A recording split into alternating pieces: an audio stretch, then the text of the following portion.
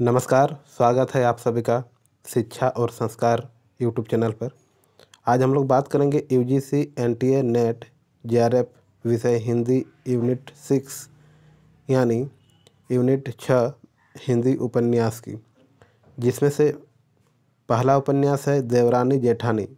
इसके संबंध में हम लोग जानेंगे, जो कि वीडियो संक्षिप्त रूप में होगी, विस्तार पूर्वक अध्ययन नहीं करेंगे क्योंकि एक उपन्यास को विस्तार पूर्वक अध्ययन करना संभव नहीं है एक वीडियो के माध्यम से। तो वीडियो बहुत ही सारांश रूप होगी यानी संक्षिप्त रूप होगी, लेकिन परीक्षा की दृष्टि से अत्यंत महत्वपूर्ण होने वाली है। बात करते हैं देवरानी जेठानी की, जो कि उपन्यास है पंडित गौरीदत्त शर्मा द्वारा रचित है। डॉक्टर गोपाल राय इसे हिंदी का पहला उपन्यास बताते हैं। यह 1870 ईस्वी में मेरठ के एक लियो प्रेस से प्रकाशित हुआ था। गौरीदत्त का देवरानी जेठानी की कहानी उपन्यास 35 पृष्ठों में समाहित एक लघुकाय उपन्यास है। आगे लिखते हैं कि हिंदी के प्रथम उपन्यास के मतभेद में यह उपन्यास भी गिना जाता है, जिसके लेखक पंडित गौरीदत्त शर्मा ने उपन्यास की भूमिका में ही एक उपन्यास के उद्देश्य और ज़रूरतों को रेखांकित कर दिया है। यह उपन्यास पढ़ी लिखी और अनपढ़ स्त्रियों के गुण दोष को रेखांकित करता है। उपन्यास का परम लक्ष्य यह बताना है कि समाज परिवार के लिए पढ़ी लिखी स्त्रियां क्यों जरूरी है। आगे लिखते हैं, पंडित गौरीदत्त ने अपनी इस कृति में स्पष्ट किया है कि वे इसका प्रणयन स्त्री शिक्षा के लिए कर रहे हैं। वे यह भी लिखते हैं, मैंने इस कहानी को नए रंग ढंग से लिखा है। मुझको निश्चय है कि दोनों स्त्री पुरुष इसको पढ़कर अति प्रसन्न होंगे और बहुत लाभ उठाएंगे। इसमें बनिया परिवार की पृष्ठभूमि द्वारा कथा प्रस्तुत की गई है।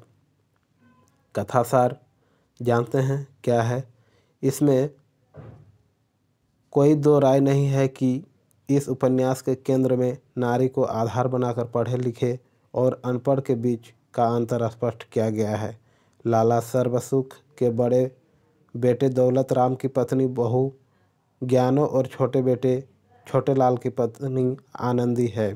ज्ञानो अर्थात जेठानी बेपढ़ी स्त्री है, यानी पढ़ी लिखी नहीं है।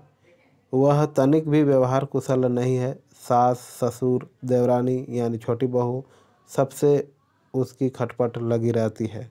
छोटी बहू अर्थात देवरानी पढ़ी लिखी और समझदार है। उसकी व्यवहार कुशलता से लाला सर्वसुख और उनकी पत्नी सहित पूरा परिवार संतुष्ट रहता है।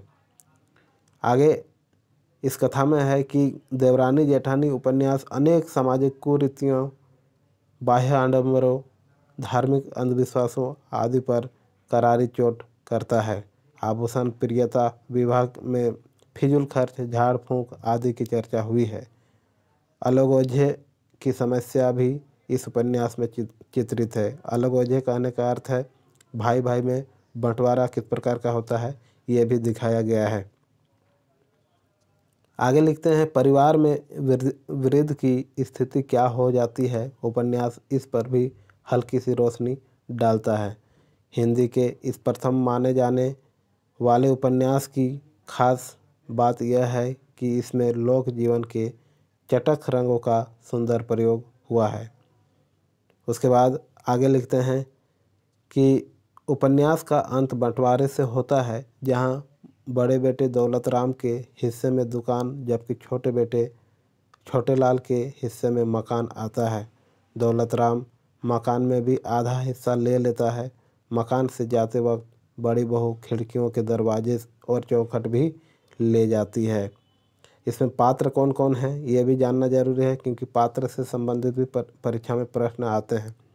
मुख्य पात्र है यानी पुरुष पात्र में लाला सर्वसुख, जो कि मेरठ का अग्रवाल बनिया, जिसने अपने पुरुषार्थ से धन दौलत हाट हवेली खड़ी की थी।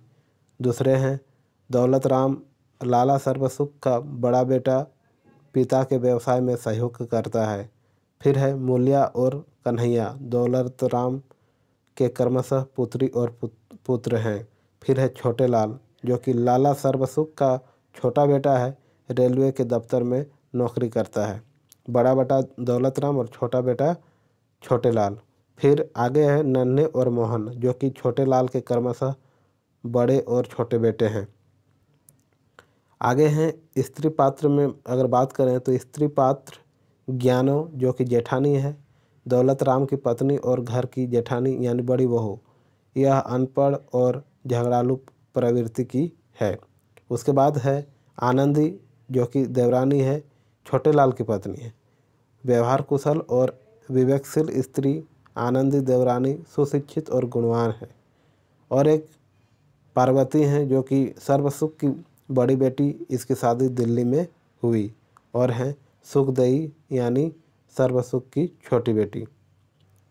और गौण पात्र में अगर बात करें, यहाँ से भी प्रश्न आते हैं। गौण पात्र शिवदयाल, वंशीधर, काबाड़ी, ज्ञानचंद, डूंगर, तहसीलदार, राम प्रसाद, गंगाराम, भगवान दई, दिल्ला पांडे, मिश्रानी, मुंशी टिकट नारायण, हर सहाय काबली, लाला दीनदयाल, कृपी, बाल विधवा लाला बुलाकीदास, मदरसे में नौकर और झल्ला और मल।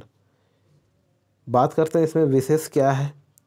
यह उपन्यास समस्या के साथ समाधान भी प्रस्तुत करता है। उदाहरण के लिए झाड़ फूंक की जगह डॉक्टर को दिखाना, वृद्ध समस्या के बीच देवरानी द्वारा सेना का आदर्श प्रस्तुत करना। आनंदी के पिता द्वारा कहलवाया गया है कि ज्ञानवान लड़कियां घबराती नहीं हैं, सब काम किए जाती हैं।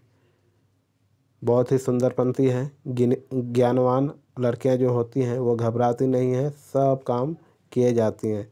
आगे है पुनर्विवाह का समर्थन किया गया है।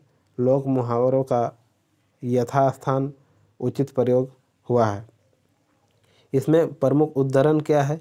शीतला माँ के नाराज हो जाने के भय से लोग बच्चों को चेचक का टीका तक नहीं लगवाते थे। मेरठ में सर्वसुख नामक एक अग्रवाल बनिया था। इस प्रकार ये जो उपन्यास है इसका प्रमुख सारांश, मुख्य सारांश जो था इतना ही है, देवरानी जेठानी को, जो कि आपके परीक्षा की दृष्टि से अत्यंत महत्वपूर्ण है। वीडियो को अंत तक देखने के लिए आपका बहुत बहुत धन्यवाद। स्वस्थ रहें, मस्त रहें और अपने अध्ययन में लगे रहें। मिलते हैं और एक इसी प्रकार के वीडियो में अगले उपन्यास में। धन्यवाद।